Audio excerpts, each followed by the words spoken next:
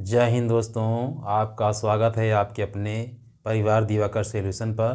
तो मित्रों, कैसे हैं आप सब।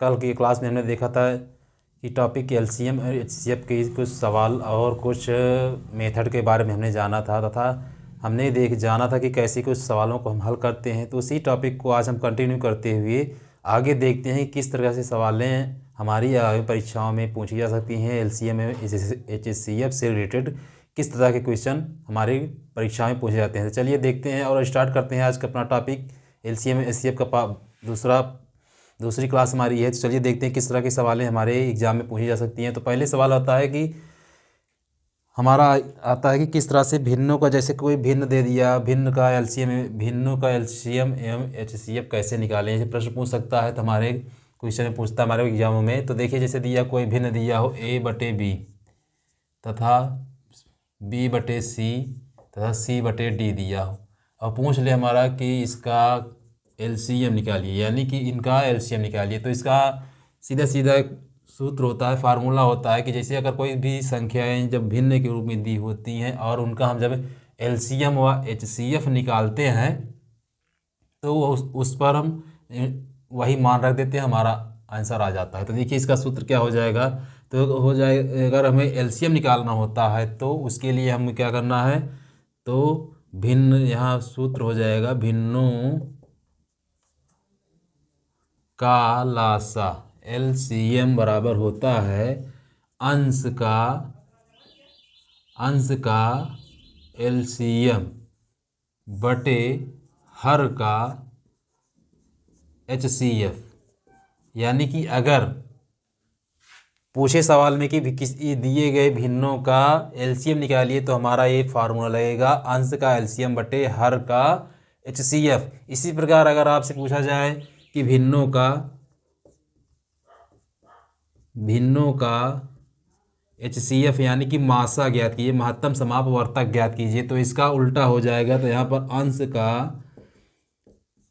का एचसीएफ बटे हर का एलसीएम हो जाएगा। तो इससे आपको पता चलता है कि अगर भिन्नों का एलसीएम पूछा जाएगा तो अंश का एलसीएम बटे हर का एचसीएफ लागू करेंगे, और अगर भिन्नों का एचसीएफ पूछ लेगा तो अंश का एचसीएफ बटे हर का एलसीएम, यही फार्मूला हम लगाएंगे। चलिए देखते हैं, इससे संबंधित कुछ सवालें हैं, हम उसको लगाने का प्रयास करते हैं और आप भी उसको लगाइएगा। चलिए देखते हैं कौन सी सवालें हैं।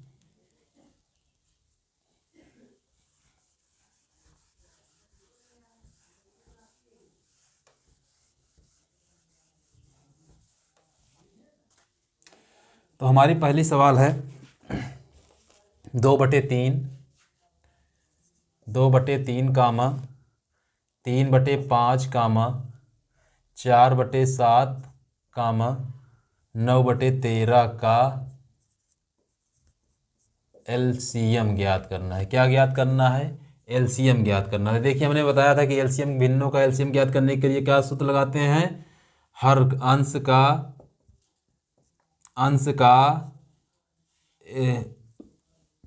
अंश का एलसीएम बटे हर का एचसीएफ। तो देखिए इसी मान रखिए अपना अंश का एलसीएम, यानी अंश का 2, 3, 4, 9 का क्या निकालना है हमें, 3, 4, 9 का हमें निकालना है एलसीएम, और हर का एचसीएफ यानी मासा। तो 3, 5, 7, 13 का क्या निकालना है, एचसीएफ निकालना है। देखिए 2, 3, 4, 9, देखिए 2 जो है 4 के अंतर्गत ही आ जाएगा और 3 जो है अभी 9 के अंतर्गत ही आएगा। तो देखिए यहाँ पर क्या बच जाएगा, 4 × 9 बच जाएगा आपका बटे। तो यहाँ पर देखिए 3, 5, 7, 13 में कुछ कॉमन आपको दिख रहा है, कुछ कॉमन दिखा। देखिए 3 के पहाड़े में 5 भी नहीं आएगा, 7 भी नहीं आएगा, 13 भी नहीं आएगा। तो यहाँ पर मासा इसका क्या हो जाएगा, 1। तो इसका क्या हो जाएगा, 4 9 36, 36/1, यानी आपका जो है एलसीएम कितना आ जाएगा, 36 आपका जो है एलसीएम आ जाएगा। तो इसमें से आपका जो है ऑप्शन कौन सा सही हो जाएगा, पहला ऑप्शन जो है आपका इस सवाल का सही हो जाएगा। तो आपका आंसर क्या हो जाएगा, 36 आपका आंसर आएगा। कोई दिक्कत इस सवाल में? ठीक, चलिए अगले नेक्स्ट सवाल देखते हैं। क्या हमारा अगले नेक्स्ट सवाल क्या है।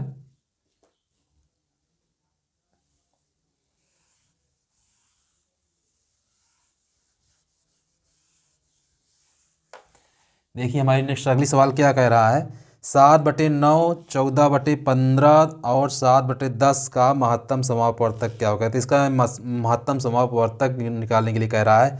चलिए लिखते हैं, सवाल पहले लिख लेते हैं। 7/9 कामा 14/15 कामा 7/10 का क्या निकालना है, का HCF निकालना है। क्या निकालना है, HCF निकालना है। तो हम क्या करेंगे, सबसे पहले हमने अभी आपको नियम बताया था कि जब इस तरह की सवालें दी जाएं और उनका मासा निकालना है, नहीं HCF निकालना होता है, तो हम लिखाते हैं क्या, भिन्नों का मासा। भिन्नों का मासा बराबर अंश का HCF बटे हर का LCM।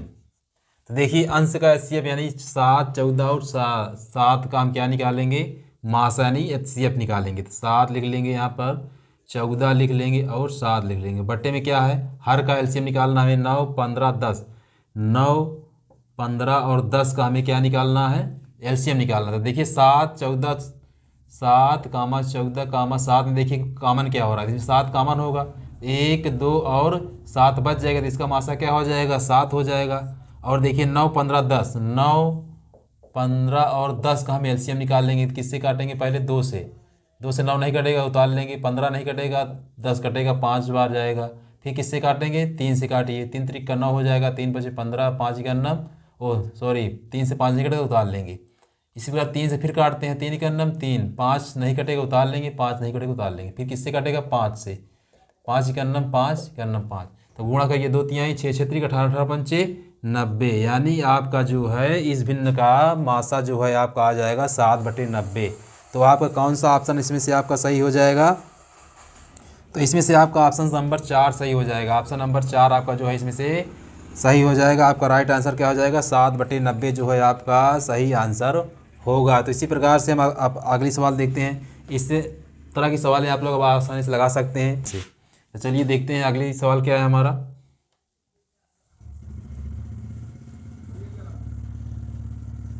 यदि आपको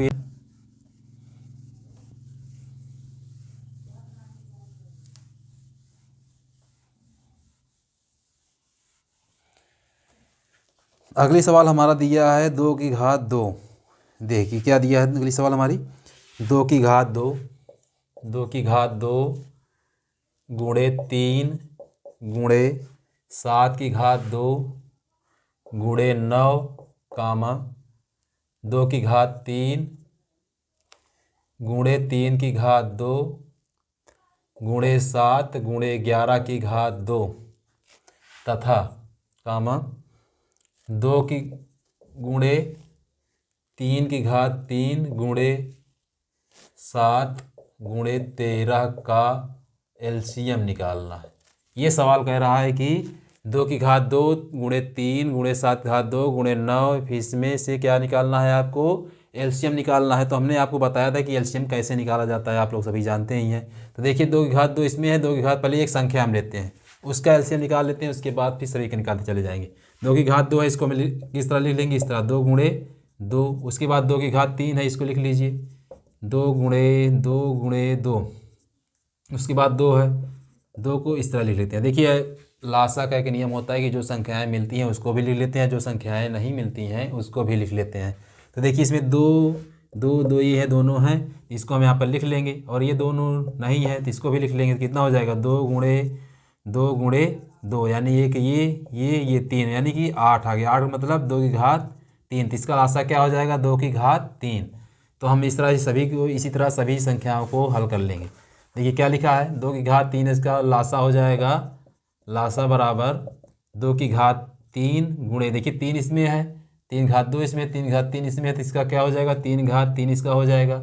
7 घात 2 है, इसमें 7 है, इसमें 7 है, तो इसका लासा क्या हो जाएगा, 7 की घात 2 हो जाएगा। इसी प्रकार देखिए 9 है आपका, 9 को हम इस तरह लिख सकते हैं कि नहीं लिख सकते हैं, 9 को जो है 3 की घात 2 के रूप में लिख सकते हैं कि नहीं लिख सकते हैं। तो देखिए 3 की घात 2 है जो 3 घात 3 के अंतर्गत ही आएगा, आया था कि नहीं आया। देखिए 3 घात 3 बराबर 3 गुणे 3 कर लीजिए। देखिए इसको भी हम इस तरह लिख सकते हैं, 3 × 3 के रूप में। तो देखिए 1 और 2 मिल गए, तो क्या हो जाएगा 9 भी जो है 3 घात 3 के अंतर्गत ही आएगा। तो अब क्या बचा हमारा, ये हो गया। क्या बच गया हमारा 11² बच गया है, और क्या बच गया है ×13। यही आपका क्या हो गया आंसर। देखिए आपका ऑप्शन में दे रहा है, किसी ऑप्शन में, तो आपका ये किसी ऑप्शन में नहीं दे रहा है, तो आपका ऑप्शन सही हो जाएगा 5वां, यानी नन ऑफ दीज। आपको ये सवाल समझ में आई। चलिए देखते हैं अगली सवाल। नेक्स्ट सवाल हमारा क्या है।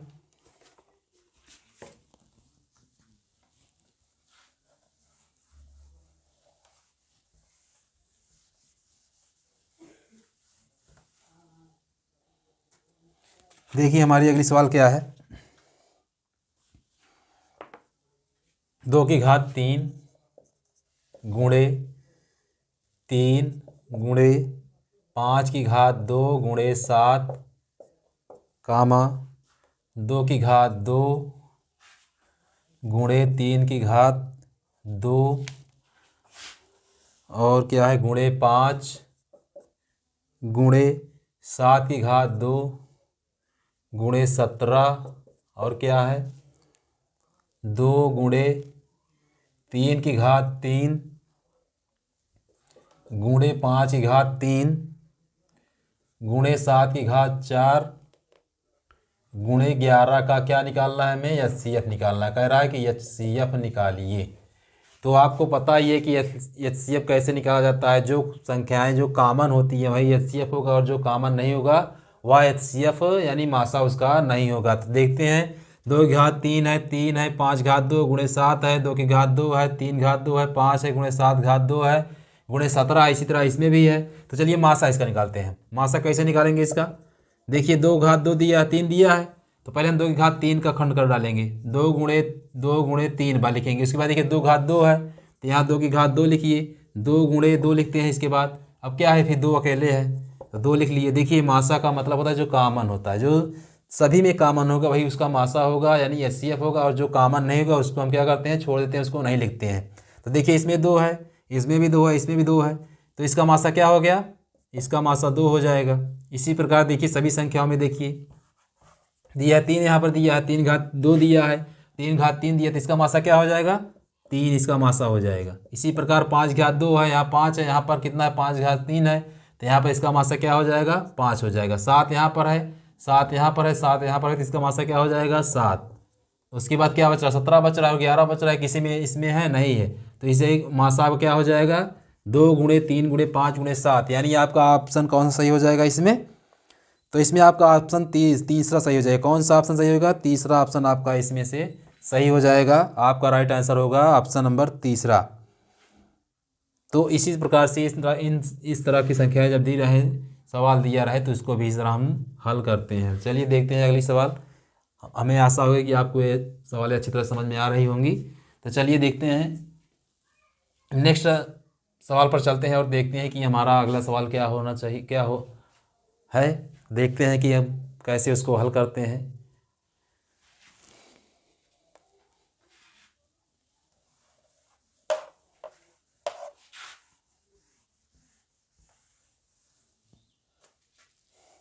हमारा नेक्स्ट सवाल है क्या है कि 2 संख्याओं का महत्तम समापवर्तक तथा लघुत्तम समापवर्तीय क्रमशः 30 तथा 2310 है। यदि उनमें से एक संख्या 330 हो तो दूसरी संख्या क्या होगी। तो चलिए देखते हैं कैसे लगेगी सवाल। तो इसके लिए एक फार्मूला होता है कि जब 2 संख्याएं दी रहीं, मतलब कि जब 2 संख्याएं दी रहें और उनमें से एक संख्या गायब रहे, या दूसरी संख्या ज्ञात करने के लिए आपको कहे, या पहली संख्या ज्ञात करने के लिए आपको कहे, और लासा और मासा दोनों जब दिया रहता है तो उसका एक फार्मूला होता है। फार्मूला क्या होता है चलिए देखते हैं। तो इसका फार्मूला हो जाएगा पहली संख्या गुणे दूसरी संख्या is equal to HCF is equal to LCM। ये आपका फार्मूला हो गया। यदि इसमें से कोई एक संख्या दिया रहा है और LCM और HCF दिया रहे तो हम क्या करेंगे, यह फार्मूला लगाएंगे। तो सवाल में क्या कह रहा है कि 2 संख्याओं का महत्तम समापवर्तक तथा लघुत्तम समापवर्तक वर्तीय क्रमशः 30 और 2310 है। तो HCF कितना दिया है इसमें, HCF दिया है 30 दिया है, और LCM कितना दिया है, LCM दिया है 2310 दिया है। और क्या कह रहा है इसके आगे, यदि उनमें से एक संख्या यानी कि पहली संख्या एक संख्या क्या कह रहा 330 हो तो कौन सी संख्या हमें ज्ञात करनी है, दूसरी संख्या क्या करनी है हमें ज्ञात करनी है। तो सूत्र देखिए क्या हमारा है, पहली गुणे दूसरी equal to HCF into LCM। देखिए HCF कितना दिया है 30 दिया है, पहली संख्या 330 दिया है तो यहाँ 330 रख लीजिए, गुणे दूसरी संख्या में नहीं पता है तो दूसरी संख्या ऐसे हम लिख लेंगे बराबर HCF कितना है 30 है, गुणे LCM कितना है 2310 है। तो देखिए गुणा में है तो ये बटे में चला जाएगा, तो दूसरी संख्या बराबर 30 गुणे 2310 बटे कितना हो जाएगा यहाँ पर 330। तो देखिए 330 एक जीरो से एक जीरो कट जाएगा, 3 से 33 कटेगा यहाँ कट जाएगा, कितनी बार जाएगा 11 बार जाएगा। तो देखिए 11 से 2310 घटेगा 11 दूनी 22 हो जाएगा, एक बचेगा यहाँ पर 11, तो यहाँ पर कितना हो गया 11 के अन्नम 11 जीरो, कितना आ गया आपका दूसरी संख्या आपकी आ गई 210। तो आपकी दूसरी संख्या कौन क्या आ गई 210 आ गई। तो आपका ऑप्शन इसमें से सही हो जाएगा, दूसरा ऑप्शन आपका सही हो जाएगा, यानी इस सवाल का आंसर हो जाएगा 210, यानी दूसरी संख्या जो है 210 हो जाएगी। आप लोग इस सवाल को उतार लीजिए या स्क्रीनशॉट ले लीजिए।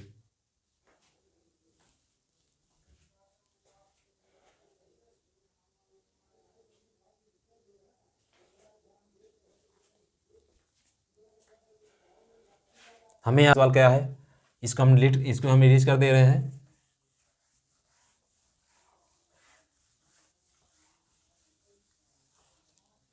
तो हमारी अगली सवाल है किन्हीं दो संख्याओं का गुणनफल, कह रहा है किन्हीं दो संख्याओं का गुणनफल 1000 है, यदि उनका महत्तम समापवर्तक 5 हो तो लघुत्तम समापवर्त ज्ञात कीजिए। देखिए जब ऐसी सवालें दे दी जाएं तो हमें कह रहा है कि उनका महत्तम समापवर्तक जो है 5 हो तो लघुत्तम समापवर्त क्या होगा।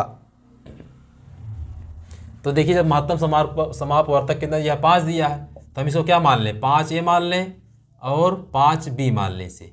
अब क्या कह रहा है दो संख्याओं का गुणनफल यानी 5, इसको हम दो संख्या भी मान सकते हैं, तो यहाँ क्या कर लें 5A into 5B is equal to क्या है कितना है 1000 है। तो यहाँ AB बराबर कितना हो जाएगा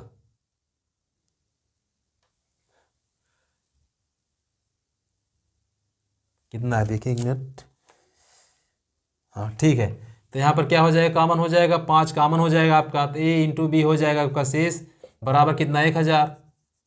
तो देखिए गुणा में आ गया तो ये बटे में आ जाएगा, तो A इंटू B बराबर कितना हो जाएगा 1000 बटे 5, किससे कटेगा 5 के अन्नम 5 दूनी 10 5 0 0, यानी A इंटू B का मान कितना आ गया 200।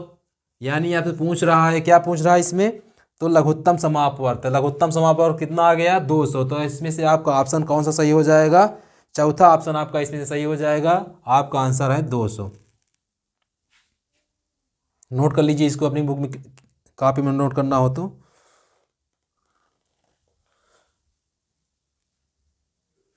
चलिए देखते हैं अगली सवाल क्या है हमारी।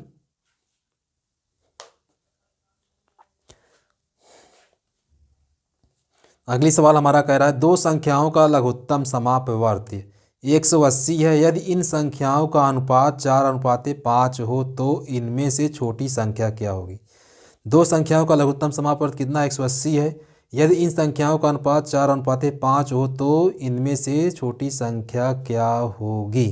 चलिए देखते हैं इसको इस सवाल को।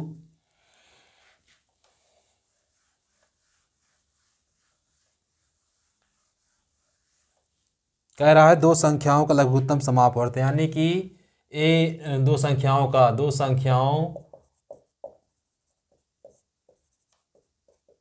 का LCM कितना है 180 है, और क्या कह रहा है यदि इन संख्याओं का अनुपात कितना है 4:5 है, तो क्या कह रहा है इनमें से छोटी संख्या क्या होगी। तो हम इसको 4A मान लेते हैं और इसको क्या मान लेते हैं 5B इंटू 5B कितना हो जाएगा बराबर कितना 180, इसको हम मान लें तो 4 पंची कितना हो जाएगा 20, AB हो जाएगा आपका बराबर कितना 180। तो यहाँ पर देखिए AB का मान कितना आ जाएगा AB बराबर 180 बटे 20 कट जाएगा 20 नवैया 180, तो AB का मान कितना आ गया आपका 9 आ गया, यानी A का मान जो है आपका 9 आ गया और B का भी मान जो है आपका कितना आ गया 9 आ गया। तो देखिए हमने ये माना था 4a प्लस 4a 4b यहाँ माना था ना, तो इसी में मान रख दीजिए 4a is equal to 4 into 9 is equal to कितना आ गया 36, और 5b माना था हमने उसको 5 इंटू 9 बराबर कितना 45। तो देखिए आपकी कह रहा है कि छोटी संख्या क्या है इसमें, छोटी संख्या कौन सी हो जाएगी इसमें, तो छोटी संख्या जो है इसमें हो जाएगी आपकी ये 36 आपकी छोटी संख्या हो जाएगी। तो ऑप्शन नंबर 1 आपका इसमें से सही आंसर हो जाएगा। तो इस तरह से सवाल जब आएँ तो आप लोग इसी तरह से इसको लगा सकते हैं, आसानी से हल कर सकते हैं। चलिए देखते हैं अगली सवाल क्या है हमारी, इसको आप लोग अपनी कॉपी में नोट कर लीजिए।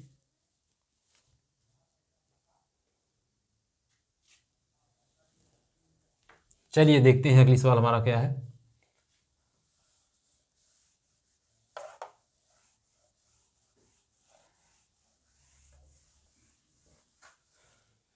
हमारी नेक्स्ट सवाल है 3 संख्याएं, देखिए दिया है 3 संख्याएं 1:2:3 के अनुपात में हैं तथा उनका महत्तम समापवर्तक 12 है। तो ये संख्याएं देखिए बहुत 2 सेकेंडों में सवाल लगने वाली सवाल है। कह रहा 3 संख्याएं 1:2:3 के अनुपात में है तथा उनका महत्तम समापवर्तक 12 है। तो लिखिए एक अनुपात दिया है 1:2:3, तो इनका मासा एचसीएफ कितना दिया है, एचसीएफ दिया है 12। हमें क्या करना, सीधा कुछ करना नहीं है इसमें हमको जो है कुछ करना नहीं है, सीधा ये एचसीएफ से इसमें गुणा कर देना है। तो 12 गुणे कितना कर दीजिए 1 बराबर 12 आ जाएगा। तो 12 गुणे 2 कर दीजिए बराबर कितना आ जाएगा 24। 12 गुणे 3 कर दीजिए कितना आ जाएगा 36। यानी कि वे संख्याएं जो है हमारी संख्याएं जो हैं कौन सी हो जाएंगी 12 हो जाएंगी, 24 हो जाएंगी और 36 हो जाएंगी। यानी कि वे संख्याएं हमारी कौन सी हो जाएंगी जिनका मासा 12 हो जाएगा। 12, 24 और 36 हमारी संख्याएं हो जाएंगी जिनका मासा 12 होगा। तो इसमें से आपका ऑप्शन कौन सा सही हो जाएगा, 4 नंबर का ऑप्शन आपका सही हो जाएगा। यही आपका क्या हुआ आंसर होगा। चलिए देखते हैं अब अगली सवाल हमारा क्या है। अगली सवाल कह रहा है वह कौन सी सबसे छोटी पूर्ण संख्या है जो 4, 5, 6, 12, 15 तथा 18 तथा 36 से विभाजित हो जाएगी। तो चलिए देखते हैं क्या ये सवाल कैसे लगेगी।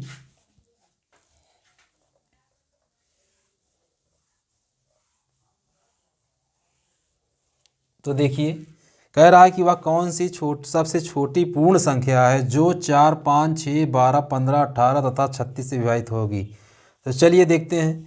तो इसका हम क्या निकाल लेते हैं, लासा निकाल लेते हैं। दिया है क्या 4 दिया है, 5 दिया है और क्या दिया है 6 दिया है, 12 दिया है, 15 दिया है, 18 दिया है और 36 दिया है। तो इसका हम क्या निकाल लेते हैं, एलसीएम निकाल लेते हैं। तो चलिए इसका एलसीएम निकालते हैं।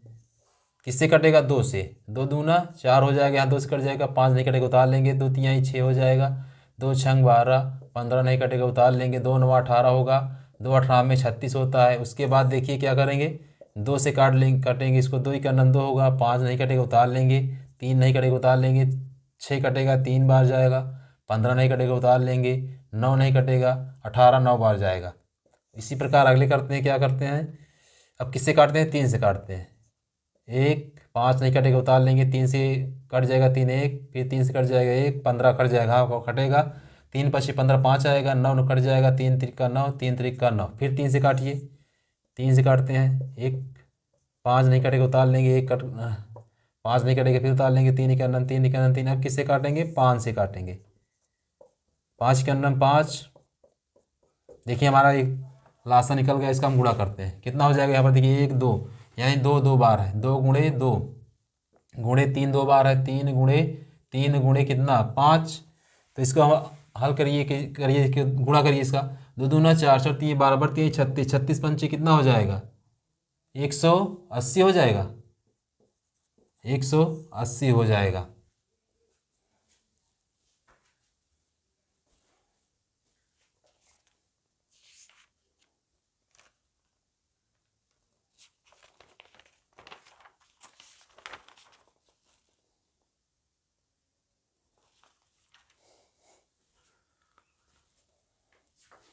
तो देखिए इसमें से हमारा जो है ऑप्शन कौन सा सही हो जाएगा। देखिए इसमें दिया कोई ऑप्शन नहीं दिया है, तो हमारा ऑप्शन कौन सही हो जाएगा, 5वां ऑप्शन आपका सही हो जाएगा, 180 होगा। इसका जो है वह छोटी से छोटी मतलब कि वह छोटी से छोटी संख्या 180 है जिससे इन सभी संख्याओं से पूर्णतः क्या हो जाएगी, विभाजित हो जाएगी। तो इसलिए आप लोग इसको नोट कर लीजिए और देखते हैं अगली सवाल हमारा क्या है।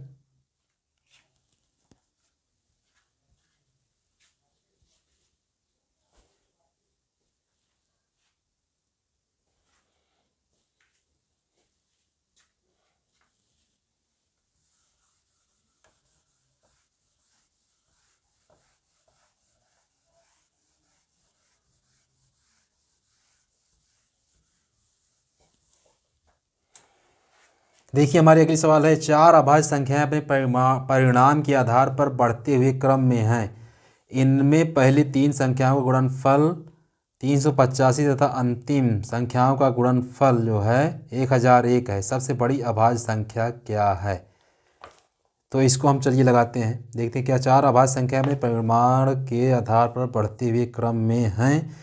इनमें पहली तीन संख्याओं का गुणनफल 385 तथा अंतिम तीन संख्याओं का गुणनफल 1001 है। तो सबसे बड़ी अभाज्य संख्या क्या है? हाँ, तो इसमें देखिए, इसमें एक हमें कुछ नहीं करना। जब ऐसी सवाल दिया रहा है तो क्या करना है, कह रहा है तीन संख्या का गुणनफल, पहली तीन संख्या का गुणनफल कितना है, 385 है ना। 385 को हम ऐसे लिख लेंगे और उसके बाद क्या कह रहा है, आगे कह रहा है कि अंतिम तीन संख्याओं का जो है गुणनफल कितना है, 1001 है। 1000 कितना है, 1 है। तो चलिए इसका हम सबसे आसान तरीका हमारा क्या है, कह रहा है देखिए,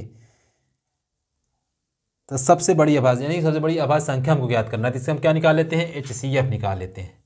सबसे पहले देखिए किससे कटेगा, 5 से कटेगा। हाँ, 5 से कटेगा तो 5 सते 35 हो जाएगा। फिर यहाँ पे 3 बच गया, 5 सते 35 यानी ये 7 बच गया, 77। 77 किससे कटेगा, 7 से कटेगा। 7 इकन्नम 7 इकन्नम 7। अब किससे कटेगी, ये 11 से कटेगी। 11 इकन्नम 11। अब देखिए 1001, अब इसको किससे काटते हैं, अब सोचिए किससे काटा जाए, 11 से काटा जाए।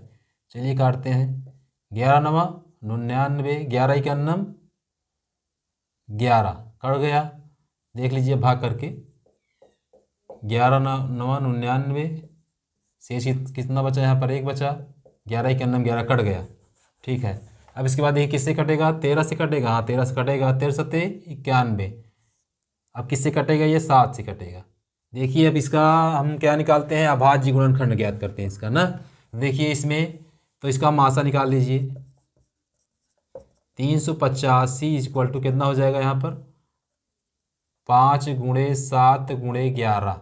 और क्या कह रहा है, 1001 का, 1001 का क्या हो जाएगा, 11 × 13 × 7। देखिए इसमें क्या मिल रहा है, 7 मिल रहा है, इसमें भी 7 मिल रहा है, 11 मिल रहा है, 11 मिल रहा है। तो अभाज्य गुणन क्या है इसमें अभाज्य गुणनखंड जो है हमारा है, क्या है, 5 और 7 है। तो पूछ रहा है सबसे बड़ा, यहाँ 13 हो जाएगा, अभाज्य गुणनखंड वहाँ 13 हो जाएगा यहाँ पर। तो कह रहा है कि सबसे बड़ा अभाज्य गुणनखंड कौन सा है। तो इसमें सबसे बड़ा अभाज्य गुणनखंड कौन सा हो जाएगा, इसमें हमारा 13 हो जाएगा। तो इसमें आपका ऑप्शन कौन सा सही हो जाएगा, ऑप्शन नंबर 4 आपका इसमें से सही आंसर होगा। तो आपको ये सवाल अच्छी समझ में आई। इस तरह की सवालें आपको इसी तरह से लगानी है। चलिए अगले सवाल पर देखते हैं कौन सी है। इसको आपने नोट कर लिया होगा या इसका स्क्रीनशॉट आप लोग ले लीजिए। चलिए देखते हैं नेक्स्ट सवाल हमारी क्या है।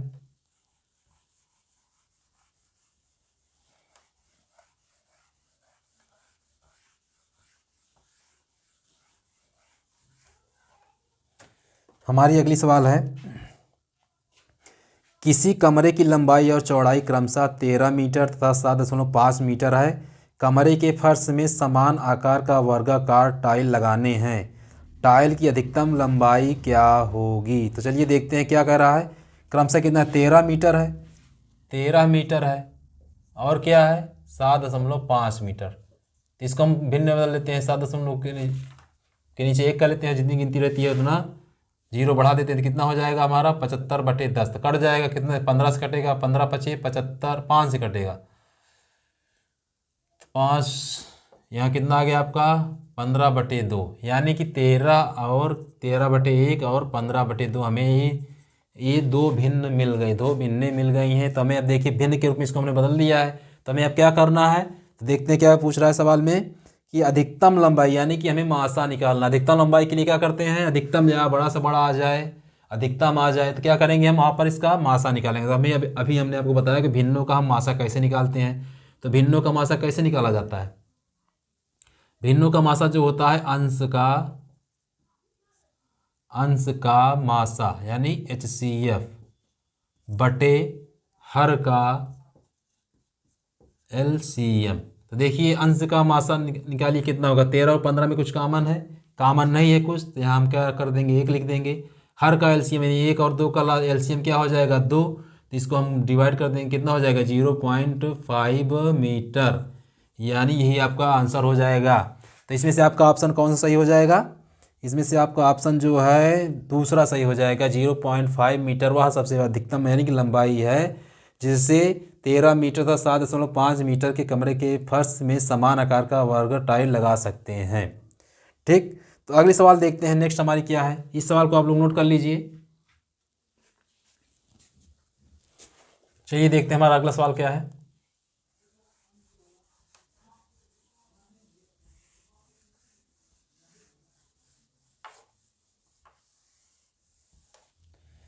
देखिए हमारी नेक्स्ट सवाल क्या है, वह छोटी छोटी संख्या जिसे 8, 9, 12 तथा 15 में से किसी से भी भाग देने पर शेष सदा एक रहे। तो यह सवाल क्या है, देखते हैं। 8 दिया है, 9 दिया है, 12 दिया है तथा कितना दिया है 15 दिया है। तो इसका हम क्या निकाल लें, LCM निकाल लें। क्या कह रहा है इसमें, क्या कह रहा है, वह देने पर शेष सदा एक रहे। छोटी छोटी देखिए, छोटी से छोटी संख्या आ गई या न्यूनतम जब आ जाए तो हमें क्या निकालना है, उसका LCM निकालना। तो देखिए LCM निकालिए, इसका 2 चौक 8 हो जाएगा, 9 नहीं कटेगा उतार लेंगे, 2 छंग 12 कट जाएगा, 15 नहीं कटेगा उतार लेंगे। उसके बाद 2 से काटिए, 2 दूना 4, 9 नहीं कटेगा उतार लेंगे, 3 2 3 बार जाएगा, 15 नहीं कटेगा उतार लेंगे। उसके बाद फिर 2 से काटिए, 2 ही का 2, 9 नहीं कटेगा उतार लेंगे, 3 नहीं कटेगा, 15 भी नहीं कटेगा।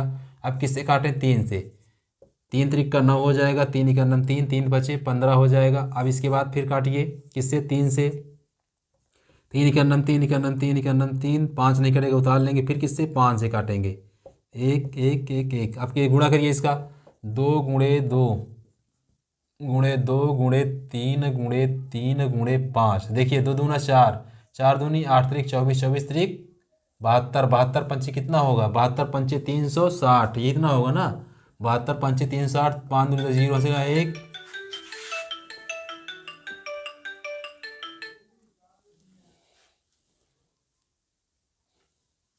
कितना हो जाएगा, तो यहाँ पर हो जाएगा 5 0 हासिला 1, 7 5 35 1 36, 360, यानी वह आपकी संख्या 360 होगी प्लस 1, यानी वह आपकी संख्या 361 होगी, जिसमें इससे भाग देने पर सदैव शेष फल 1 बचेगा। तो आपका ऑप्शन इसमें से सही कौन सा हो जाएगा, तो इसमें से आपका ऑप्शन सही हो जाएगा 4 नंबर का आपका ऑप्शन सही हो जाएगा। तो इस सवाल को आप लोग आसानी से कर सकते हैं, करिए।